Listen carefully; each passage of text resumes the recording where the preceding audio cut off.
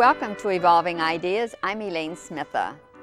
Consciousness is on everybody's lips these days. It seems like everybody is awakening, or they're having some experience that's propelling them into another dimension. And if you're in certain circles, you'll hear a lot of this kind of conversation. I'm no longer in the third dimension, I'm in the fourth dimension, or I'm doing this, or I'm doing that, or I've gone the 7 levels, or I've graduated from this or that.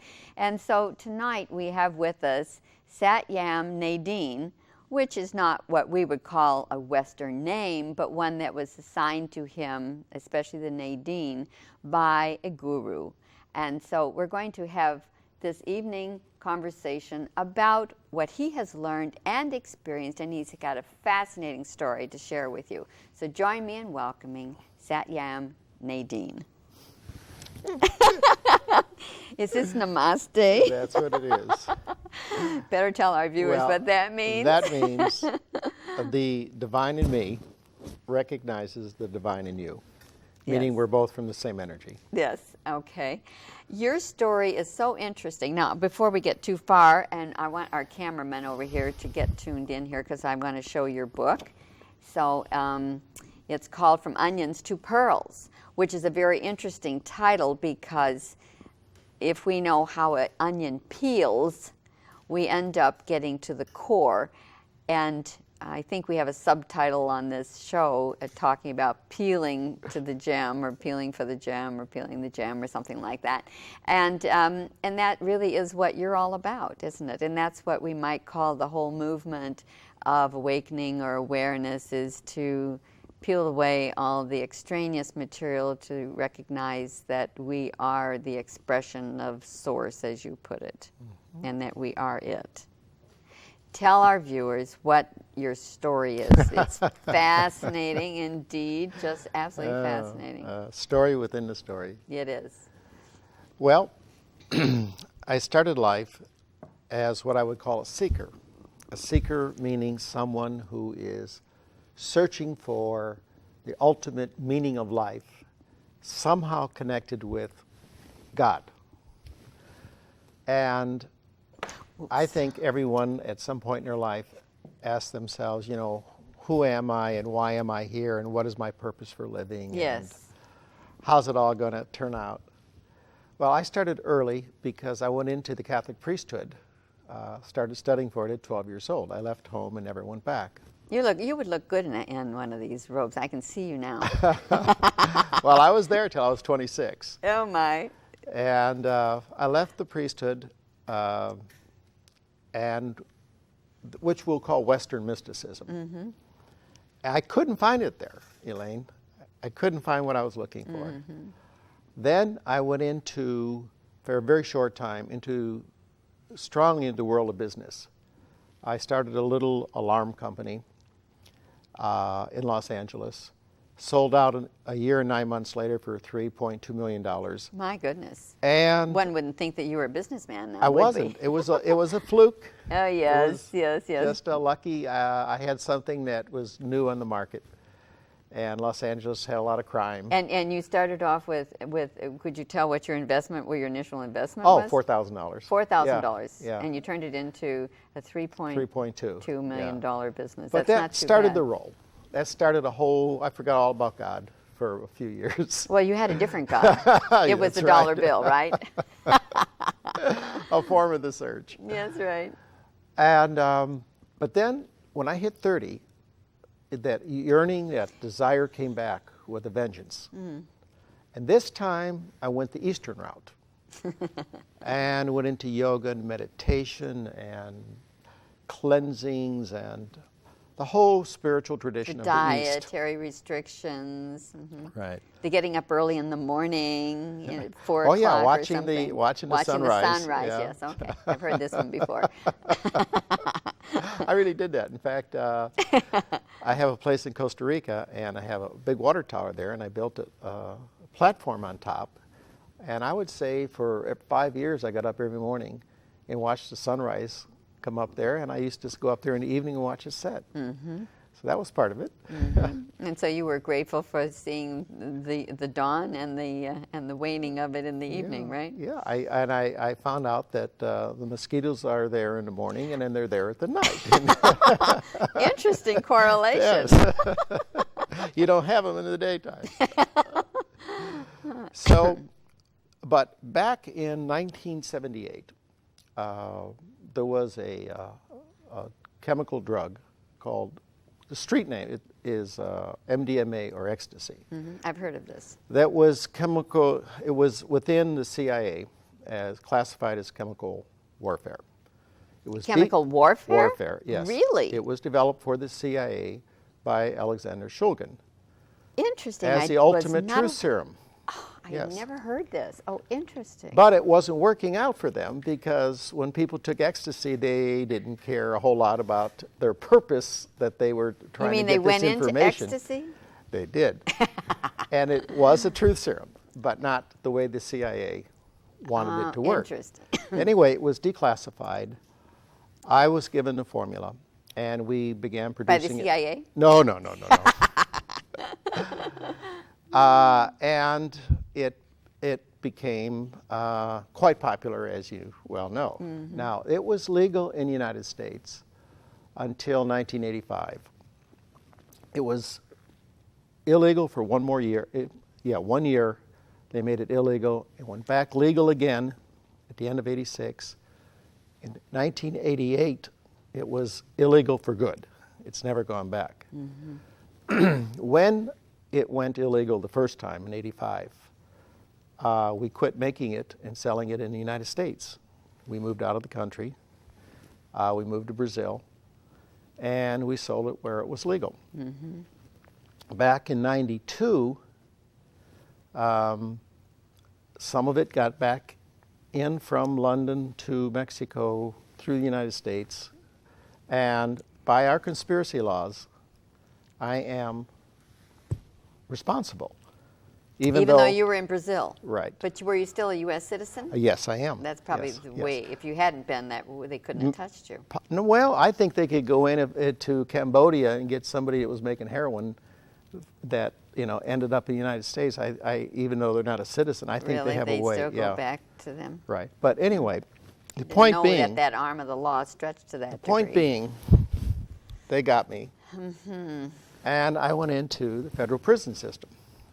I notice how you do this. I mean, this sounds like something you were familiar with, lot right? of times A felt lot of like time that, this yes. way, right? That And takes you weren't the place praying, of this. right? That's Or were right. you? Maybe this was the beginning, Nadine. Maybe you just got, into the habit of holding your hands this way, right? Yeah. From being the priest, and you were still, now you're locked together, right? Anyway, we're laughing about it, but it was Yes, a pretty of course, horrible of course, experience. of course. The public has absolutely no idea what the prison system is like, and they either don't know, which is the biggest case, or they don't care because people in prison, they think, are like these violent murderers and muggers and rapists, and the reality is over 90% of people in prison are there for drugs like marijuana and so forth. 90%? 90%, yes. That's a heck of a ratio. So to keep the story going here, when I got there, I had absolutely I'd gone from a life of extreme luxury and wealth to one of total deprivation and oppression and extreme hostility and violence and so forth. And in this process, I'm still searching. And Probably trying to find some reason why you're there. What's the lesson to be learned? a survival mode more Yes, than anything, yes, indeed. And I had a tremendous breakthrough that I call an awakening. This is described in classical spiritual literature and so forth. But when this awakening came, and I was able to experience absolute total freedom from all the limitation of the third dimension, worry, fear, sorrow, this type of thing, I realized at the same time, I had a lot of insights at this time, that this was a phenomenon that was happening to millions of people. It wasn't just me. So you didn't feel alone at all. No, I clearly saw that this is a huge happening right now. When I say huge, it's 1% of the population, I think. That's my prediction. But 1% is still 60 million people. That's a lot of people. Yes.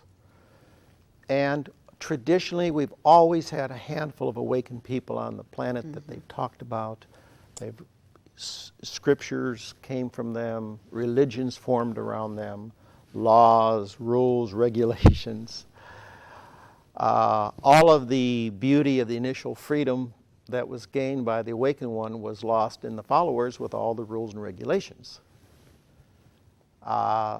Ending up that the only way not to find your awakening was to be in an organized religion. It was one of the barriers to a clear understanding of who you are. And now, instead of a handful of people, I am witnessing so many people, because that's all I'm involved with right now in putting out the message of the book and in lectures and teachings and intensives and workshops we do. That's what we do. We talk about this awakening. And what I'm finding out is what I've written in that book is not new to these people. It's deja vu. They're saying, yeah, I remember.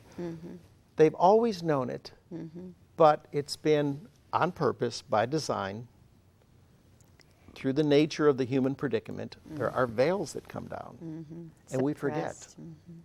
Now, are you saying that the church is, how do I want to say this, that the church becomes a shielding for the individual from really finding their way to themselves? All religions, without exception, teach that there is God over here and man over here. Separation. Separation, exactly. And the experience of awakening is knowing, feeling, and living the oneness of that energy. There's not a separation. That is a purposeful disinformation by the source, all there is, the one energy. You're going to have to explain this now. You're going to have to explain this to the viewers, because you have your vocabulary about this, and you're going to explain the source and all that is. Okay, so can we divert just to do this, and then we get back? We could say God. Yeah, we could say but God. But that's such a loaded concept. It is. That it becomes a barrier. Yes. So we could say all that is. There is only one energy in the entire universe. Oh, some people use universe as meaning that That same would thing. that would be a good. Right. I kind of like the word creation. That sort of is a very active word and sort of encompasses all that is. Right. Well, you have to understand this energy that I call source, that Muslims call Allah, the Jews call Jehovah, whatever. This energy has traditionally, by the ancient awakened ones, been described in two states. At one state, source is at rest, meaning it's like in its full, unrealized potential. It is formless. They have a name for it in Sanskrit called Satchidananda, which means an eternal reality, Sat, aware of itself, Chit, Ananda, and in bliss. That's the only way they can describe this energy. At some point, there's a pulsation to energy. All energy pulses. It's at rest, and then it pulses into appearance. It comes into appearance. Now, when you say appearance, you're talking the world, third dimension. The world of 3 dimension, what we might call reality. Right. And that's what I think a lot of people connote that as being the same. Right. When it comes into appearance, it doesn't come into appearance to learn lessons or to grow, or I don't even think to evolve. Source comes into experience to know itself, to go from unrealized formless potential to realized potential. How does it do that? Through emotions. Yes, emotions is the big key, isn't it? That is how Source knows itself. And whatever you have learned in the third dimension about God or religion or spirituality is useless in the fourth dimension. You have to leave it all behind because it doesn't fit. Because there aren't any rules. It's purposeful disinformation to keep you in separation. The fourth dimension is so free, so absolutely, totally free, that there's nothing to do. There is Source in appearance having this experience, meaning that it's a perfect experience, whatever it's having. Means that you don't have to do anything about your own spiritual development. Why? Because you are the Source. Your unique destiny as Elaine is absolutely, totally different from all other human beings that have ever lived, plants, animals, insects, and everything else. All of our destinies are unique. People go through their whole life, through all these religions, trying to find God, trying to find the goal, the path. Yeah, the path, especially the path. Which path? You're already there. Yes. You started perfect. And the reason you're having these experiences and I'm having others and everyone having others is Source is having these experience of itself through all the emotions that the third dimension creates by limitation. Yes, now limitation is a big thing, I know, in your book. So you might want to just expand a moment on limitation and that how that is interpreted in your... When I had this awakening, this wake-up call, we'll call it, I saw something that I had never heard or read in any of the traditional religions. I saw clearly that all of life is clearly balanced into two polarities. Everything in life is a polarity. Now that's obvious. There's good, bad, up, down, hot, cold. Night, day. You cannot have any concept like good unless you have the opposite concept to define it, which is evil. Or bad. Yes. That's polarity. That is the third dimension. And in this world of polarity, we tend to, by the way the mind works, choose one over the other. I think the Bible said something that Adam and Eve lost it in the Garden of Eden when they ate from the tree of good and evil, knowledge of good and evil. That's judging. That's the way the mind works. What I saw in this breakthrough was that everything in life is evenly divided. Everyone's individual life, every individual circumstance that happens in life is 50% freedom and 50% limitation. Yeah, the freedom limitation, I think, is a good point to make clear. That means that your life is no worse than anyone else, no matter what you may think, or any better. It means God doesn't have any favorite children. It means that all are one energy, having absolutely diverse 6 billion kinds of experiences every day. All of them perfect. Now, based upon this, there is no right or wrong in the fourth dimension. In the fourth dimension, there isn't. There is no right or wrong. Energy is energy no matter what. And so whatever you're doing to express yourself is just Source expressing the energy in that particular way. Right. So that's why this we have brings such up, variety. If you're not in this shift, this brings up a lot of problems.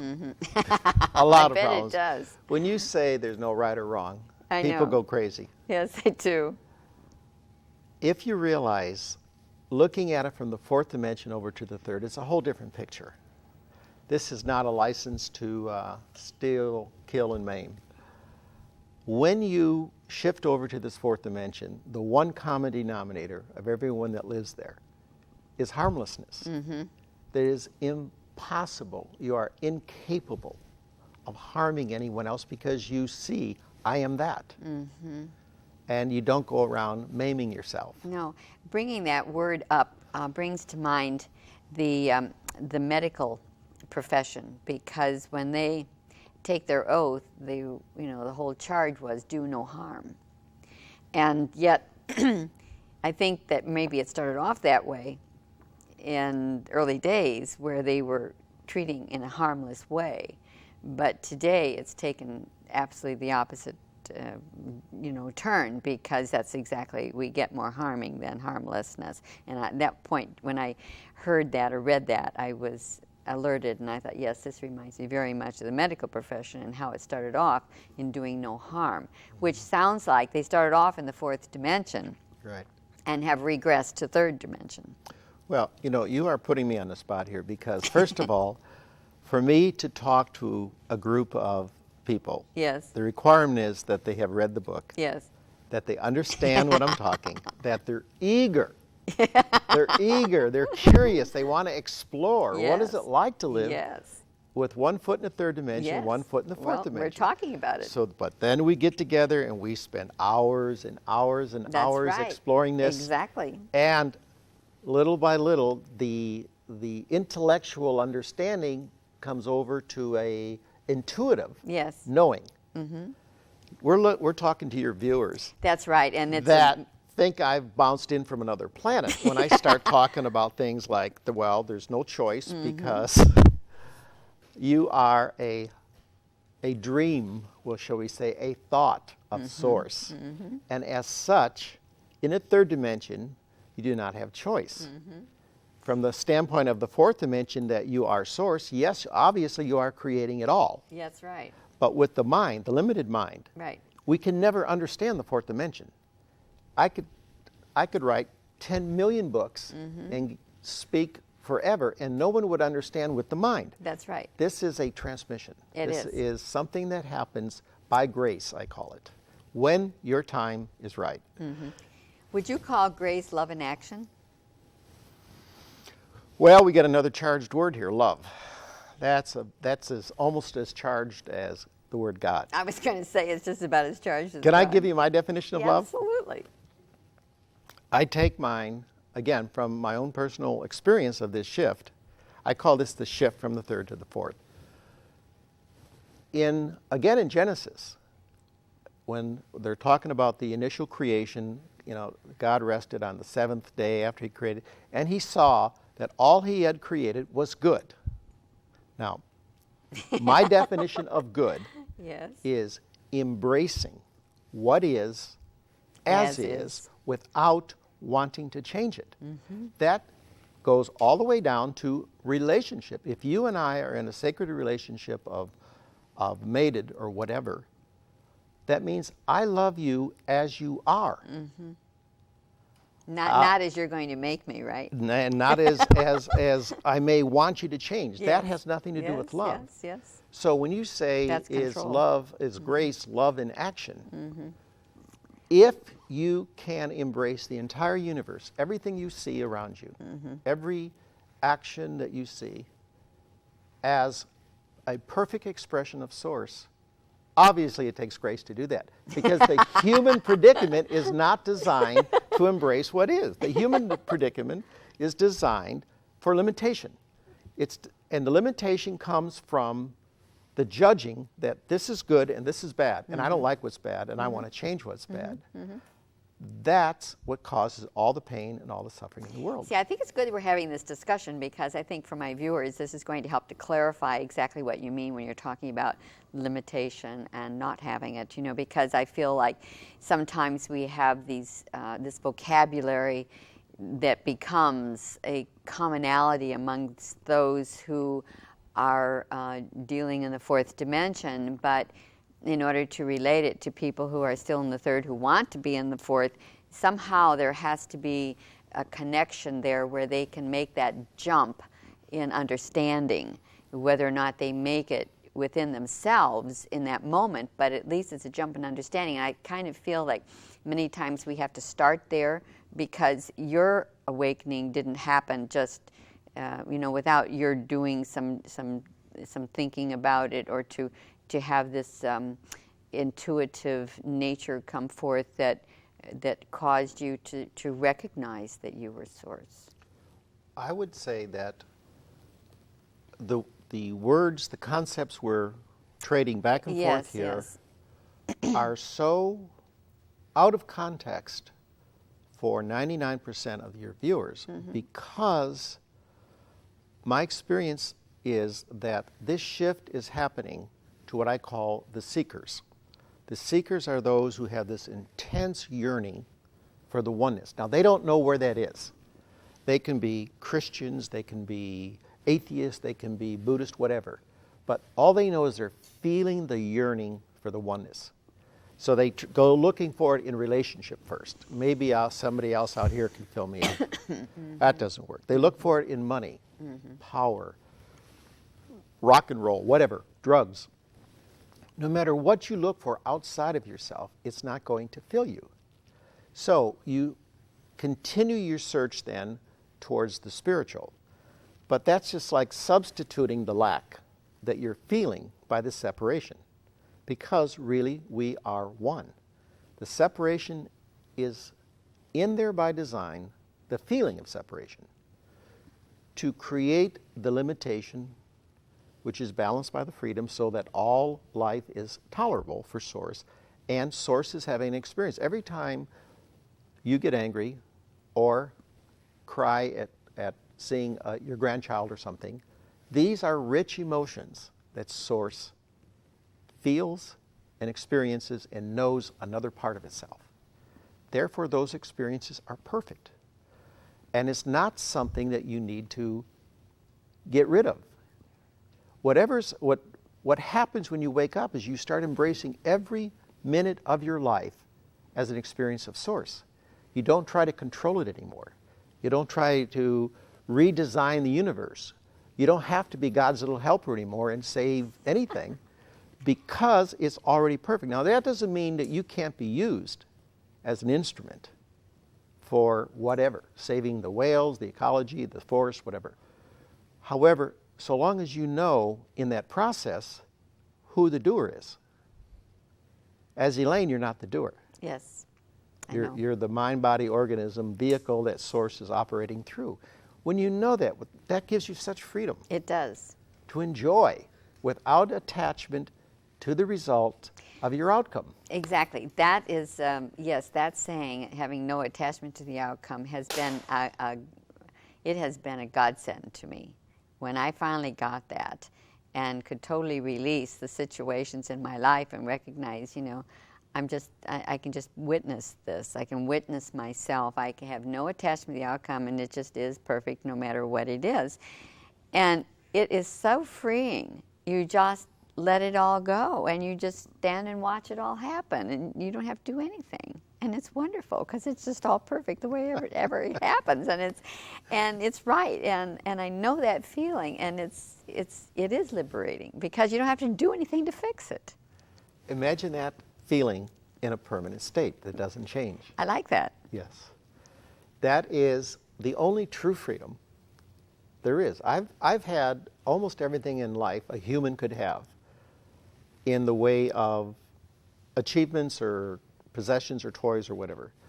No matter how much I had, it was never enough. Never. With this shift into this other knowing who you are of Source, the freedom that comes with that, there is nothing in the material world, in relationship, in your location, in your activities, that is meaningful as this feeling of presence, this vastness that you have. This is so hard to put in words. It's a sensation that you have to feel. Right. The beautiful part, the good news, is this is not limited to my experience. I'm telling you there are millions of people out there going right now shifting. And what I'm doing is holding field guide training. I love it. For Field guide training, I love it. For those who are shifting or have already shifted or in transition, to understand the process, and as their friends and family and association, as ripples go out, they're there also to help guide this through, because at first you think you're crazy. Not only you think you're crazy, all your friends think you're crazy. Mostly the friends, I think. Well, now, when you were in prison, you talked about being in the cell with all of these prisoners and some of the things that happened to you and how you would go out into the yard and do your meditation. Share a little bit with the viewers, just briefly. I know. I mean, it's part of your history. Well, What can we say? A really beneficial aspect of waking up in prison is that you're in the most unfree place in the universe. Prison, not only are you absolutely oppressed at every possible moment, but there's no hope of getting out. There's this despair that most prisoners feel, that all hope is gone. Ultimate frustration.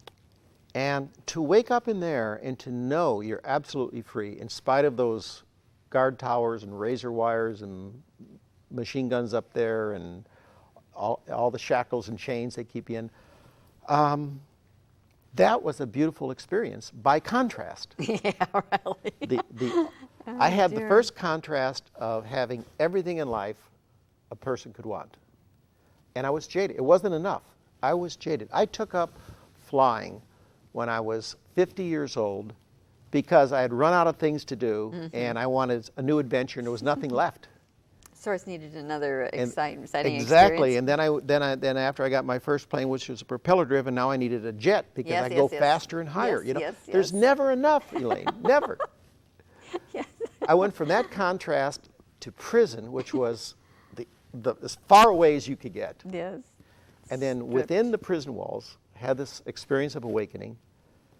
And then having this bliss that was so intense it was almost dysfunctional. Writing the book,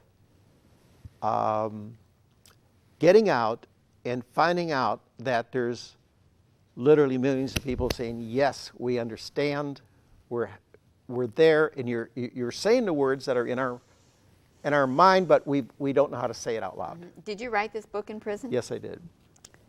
That's quite a memoir of your experience. Well, isn't I it? wrote that in about 100 hours, and it just poured out faster than I could write it. Well, you had plenty of time to do it in. Nothing but time.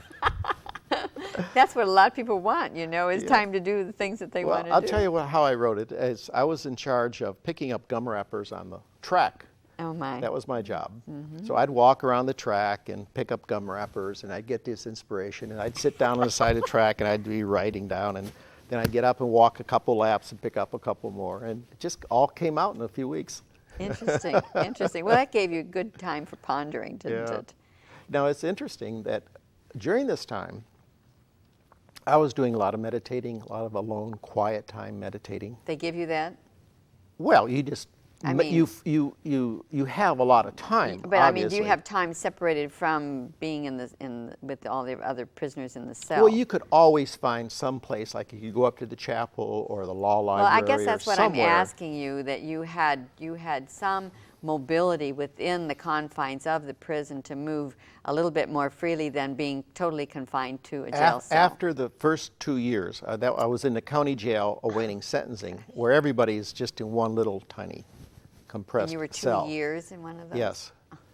Then when you get to the federal penitentiary, you have more room. It's like 5 acres, maybe the whole And prison. you were in Terminal Island. Right. Which is interesting because that's in Los Angeles, and that's the home of the Crips and the Bloods, the two most ferocious gangs, I think, in the United States. And the gang life is still going on inside, just like it is on the street. And to be walking around looking at that, I mean, what a shock. Interesting, interesting. So you did have the mobility in order to go. Yes, but what I was saying was in meditating, just sitting there, traditional Eastern style type of zazen, they call it, no inspiration ever came in. But it was only when I was walking the track, picking up gum wrappers, that it was just pouring in. Isn't that interesting? So sitting still doesn't necessarily mean that that's when these great intuitive ideas come to you. at least as almost far as writing the book. Not one idea ever came through. It's only when I'd be doing something. when you were active. Yeah. Isn't that That it would interesting? pour through. When I wasn't engaged with my mind, you know, I'm looking for papers and just stuff is just coming through. Yes. So Yes. A slight distraction picking up the paper. Fascinating. Fascinating. Let's see. Now you talked about this having this intentionality and a destiny that doesn't necessarily mean, maybe what some people think. And you talked about having this expectation and affirmations, and only if it's your destiny would the affirmations work. Can you talk about that? all right. Yes. We're dancing around several subjects here. Yes. Well, I'm trying to cover it all. Yes, I'm going to try to get them all in here. One is the intentional efforting, that Yes. I call it. That's what I have Having here. goals. Yes. Any kind of desire, whether it's for drugs, sex, rock and roll, or total oneness with God, is still the same thing. It's a desire. It's like seeking something that's outside of yourself to make you fill up or to get rid of your lack. The only thing that stands between you and this total union that I'm talking about, this freedom, is the fact that you don't understand you're already free. You're searching for something outside of yourself, like God, Source, whatever. And you are Source. You already are that. So what I realized, I had spent a whole life seeking, reading, meditating, doing every kind of spiritual discipline possible.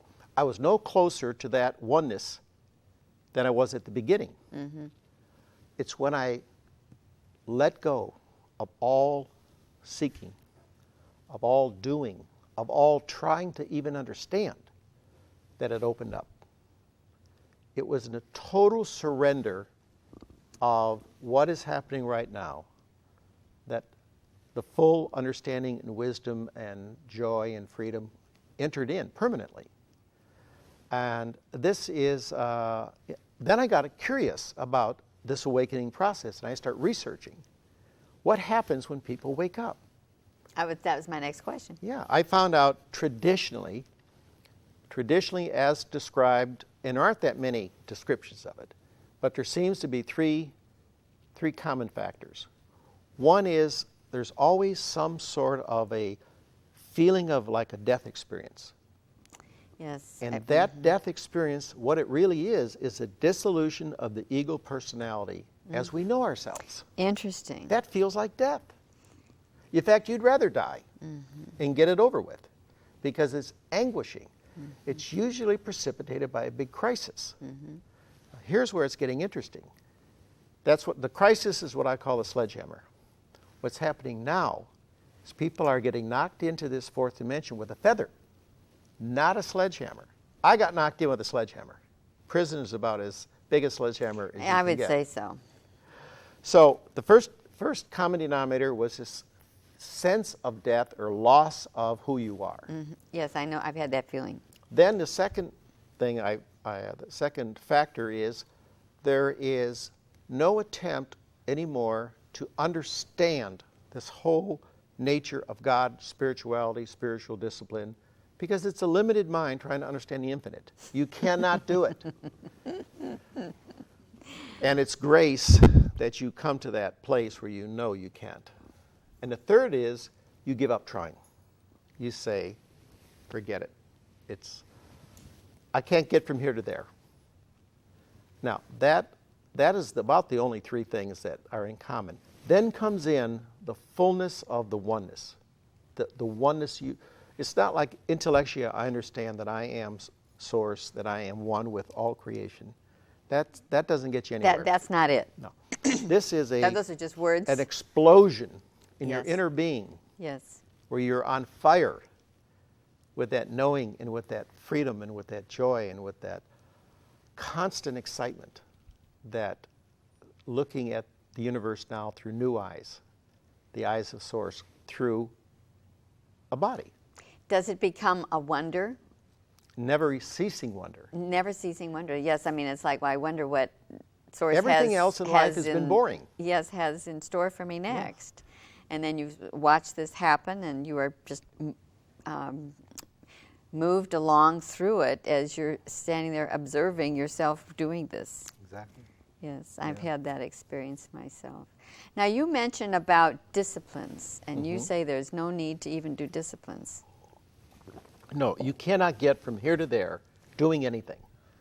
If you want to meditate because you enjoy meditation, if you love to do yoga, if you love to read your Bible, if you like to go to church, whatever you like to do it for joy. Don't do it to get from here to there because it's futile. You cannot get from here to there by doing or by intentional effort.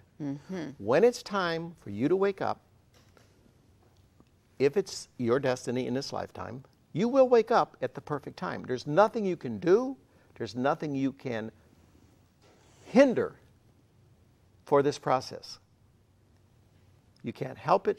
It doesn't happen because of you. It happens in spite of you. Now, the big flash is it's happening to millions of people. There's something in the energy. Why Source has all of a sudden decided to go on this tangent to see what it would be like to live with 1% of the population totally awake. That'll be a change when this It's fulfills happening. itself. It's happening right now. I swear. I'm watching it. They say that the world can be changed with 1% of the population believing in some particular modality. Well, all of reality is created by thought. Thought is magnetic energy of Source. It's electrical energy, and it's magnetic. And being magnetic means it attracts to it other forms of similar energy. Now, this is very interesting. One of the things I found out, just again, it came through, is that in the third dimension, we have laws of energy that are on autopilot. All of the third dimension is governed by the law of denial. I deny in the third dimension that I am Source. And denial also implies resistance to what is as perfect. I don't like what I see out there, so I'm going to change it. I'm going to do everything I can to make myself and the world a better place. So this is resisting. That's resisting. That's part of the law of denial. In the law of denial, because these are thought forms, they attract to them similar forms of resistance and denial. So like attracts like. Exactly. The miracle is when you shift into this fourth dimension, the laws of energy change. Now your modality is this dance of yes to what's happening. It's a surrender. It's an embrace, an active embrace of what is, as is. No resistance. Guess what? Everything changes. The laws of energy are now attracting similar kinds of energy. Health, abundance, love, it's all there. And you haven't looked for any of it because you're already complete before you start. You don't need any of it, and that's when it all comes in. When you don't need it. I love it. So it's remembering who we really are. That's it, in a nutshell. When you wake up, I spent the first several months laughing until I cried at the joke of the whole thing, at the joke of 55 years of looking for God here I was, of looking for all of these things out there that I already had within. Yeah, especially after you went to the convent, or not the convent, but the monastery. I would like to go to convent, yes. Unfortunately, I had to go to priesthood. The females are doing that in the convent. Oh, it must have been a Freudian slip there.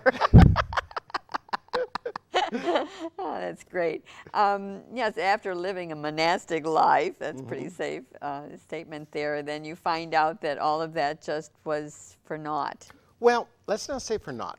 Because what happens, again, I'm a student of the human predicament, watching what happens as people are awaking and shifting. And what I'm seeing is the ones that are awaking are the seekers. They're the ones that have the yearning for this oneness. They are waking up. And as I look at their lives, guess what? They've all had similar kinds of activities. They have gone into meditation, in whatever you call it in their particular culture. It's alone time, quiet time, meditation, usually some kinds of cleansing, physical cleansings like fasting or diet. They become aware of pure food and nutrition and so forth. There are things that they're out there doing that have similar common denominators that all of a sudden they're over here and they've awakened. Now, I'm not saying there's cause and effect to get from here to there. You're finding some kind of a sequence? Yes, I'm finding a pattern among the seekers that are waking up. You call it, would you find when they wake up they're now called finders? That's what I call them. They go from seekers to finders. I mean, it makes perfect sense. Yes. Because they found themselves? They found themselves as who they really are. There's a traditional spiritual Eastern discipline where you engage in this for years and years, like, who am I? Who am I? You're asking, yes, I've heard I'm about not my that. body, you know, I'm not this, I'm not a husband, I'm not a man. Well, the bottom line is you can never understand who you are, so you might as well quit asking that silly question, who am I? You're not going to ever find out. Especially when you're asking in three-dimensional Yes. language, right? And when you're shifted, you know who you are, and there's no words that could describe it. You know who you are, and you laugh and laugh and laugh at the joke. All of a sudden, you're looking at life now in the third dimension as if it were a Mexican telenovela. They're soap operas. Our soap operas are pretty dramatic, but if you've ever seen the Mexican soap operas, they're really dramatic. That's how you see life. You're watching all of it. You know that as source, you wrote the script for this whole thing. You're also acting out all of the roles, and you're simultaneously sitting in the audience enjoying it. So this is the observer observing the observed, as Einstein said. Yes. The shift into the fourth dimension is you become what I call a silent witness in choiceless awareness. Choiceless awareness, meaning you no longer judge or have opinions about something or make comparisons, and most of all, don't have preferences for how they turn out. Now, you can't do this in the third dimension. That's not possible, because into the human predicament is built, before you wake up, desire and judging. That's part of life, and that is what causes all limitation. The minute you wake up, desire is replaced by what I call inspiration. You're not desiring something, you're inspired. Oh, let's go do a show together. Okay, yeah. It's not like, if we don't do it, I'm going to die and I'm going to be unhappy and frustrated and depressed. Let's just do it. Okay. That's what I call inspiration. The judging is replaced by what I call love. Let's go back to our definition of love. Embracing, accepting what is, as is. That's love. So your judging is completely replaced by accepting everything as is. You could never do this on your own. Well, boy, I sure have had some experiences where never in my wildest imagination could I have created the sequence of events that occurred to bring about an end result over here. It was like I just stood here and watched this thing happen. I said, this was so out of my realm of understanding a sequence of events that would have occurred to create this kind of an end result that I just stood there in awe, because I thought, I don't really have to do anything. This is just happening. I mean, it's like it has a life of its own, has its own volition, and the end result was more than I could have possibly even imagined. Did you get the feeling you're not the doer? Oh, absolutely. Absolutely. Absolutely. And I stood there and wondered, and I said, God, this is great. Yeah. You know, I mean, thank you. Well, even your thoughts are not generated by you. Your thoughts, your mind is a receiver. It's not a transmitter. Yes, yes. Source is using your mind to have the experience through the human body. So when people are sitting there in meditation trying to stop their thoughts, You can't do that. Why would you want to stop Source's perfect experience? Why a would good you point. dare interfere? Uh-huh. I mean, it's just so arrogant It is. to Love to it. try to tell Source, listen, you don't really know what you're doing, and I can help you do a better job. That's the reality Yes, when you're in the third dimension. That's like overriding the authority. Right. And so, again, in this law of denial, we deny that it's okay, you should not be angry. Well, anger is as rich an emotion as love or as peace. However, when you're in this fourth dimension, if anger would arise, you know it's not your anger. You realize that whatever is coming up right now is coming up as Source in appearance. You don't connect to it in the sense that you're attached to it. And because of that, the so-called negative emotions lose all their force. And the positive emotions, you're living in those all the time, so it's like normal. Mm-hmm. This is such a state, Elaine, that I'm a big blabbermouth, and I can't talk. I can't get the definition into words. We're just in bliss all the time. Yeah, you're the typical blissed out person, right? But not dysfunctional. It was Now that's a good It thing. was dysfunctional at first. Was it really? Oh yeah, the first 4 or 5 months, I was so dysfunctional. I mean, I quit working out. I was just laying there giggling at the joke of having tried so hard all my life in the third dimension to get from here to there when I was already there to start with. I love it. Do you call it a cosmic joke at all? That's the words I use. Yeah, Cosmic the cosmic joke. Mm-hmm. Mm-hmm. And I didn't have anybody to laugh with in prison. Now I'm laughing with hundreds and thousands of people, and it's really funny. It's. Do you slip back into third dimension at all? Well, you do in the beginning. I call it you bob in and out. When you first wake up, you have so many layers of onions around you that are your concepts that have been given you on purpose from birth. Culture, your society, your mother, your school, and your religion. All of these are layers that add to your limitation. Now, when you first wake up and you know your Source, you know you are the oneness of all it is, you know you're not the doer. There's still all of these layers to contend with because they're like automatically forming your thoughts. Mm-hmm. So are these peeling now? Is this peeling the limitations? Well, you peel the concepts.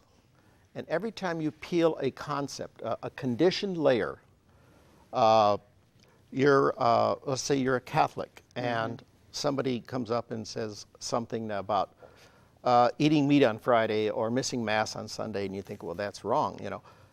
That's a concept. It has no reality in the fourth dimension. That's a third dimensional operation. Mm-hmm. Those get removed one at a time till you get down to this perfect pearl in the center. Mm-hmm. When you get down to the pearl, you're not bobbing in and out anymore. Mm-hmm. You're always there. So this conditioning you're talking about is like the programming. Exactly. Mm-hmm. That's what it is. Mm-hmm. And again, by design, this was not an accident of Source didn't screw up here and have to change the modus operandi. Mm-hmm. This enables Source what I call the dance of Leela. Leela is a Sanskrit term meaning divine comedy. And when you wake up, everyone that wakes up has a different outlook because we're all unique. Mm-hmm. I remember I said there's one common denominator, harmlessness. Mm-hmm. When Buddha woke up, he said the essence of his awakening was compassion, right? Jesus came along, he said, no, brotherly love. And Muhammad said, no, it's mercy. Moses said, no, it's an eye for an eye and a tooth for a tooth. Mm-hmm. It's like the 6 blind men feeling the elephant, and they all like feeling a different part of the awakening. Mm-hmm. My experience of the awakening is that it hinges around total freedom. Yes. Absolute freedom from everything that has held you in limitation your whole life. Well, you're free of the conditioning. I like that. And since we are still dealing with conditioning for this show, we have to end this. Oh, no. Yes. You just switched there just for a moment. I bobbed in and out there. You bobbed in and out. I want to thank you so much, Nadeen, for being my guest. We had a good time. Yes. And I think we got the message across, and I will namaste to you as well. And to my viewers, thanks a lot for tuning in. And join me next time when we explore another avenue of our universe and our relationship to it. I'm Elaine Smitha.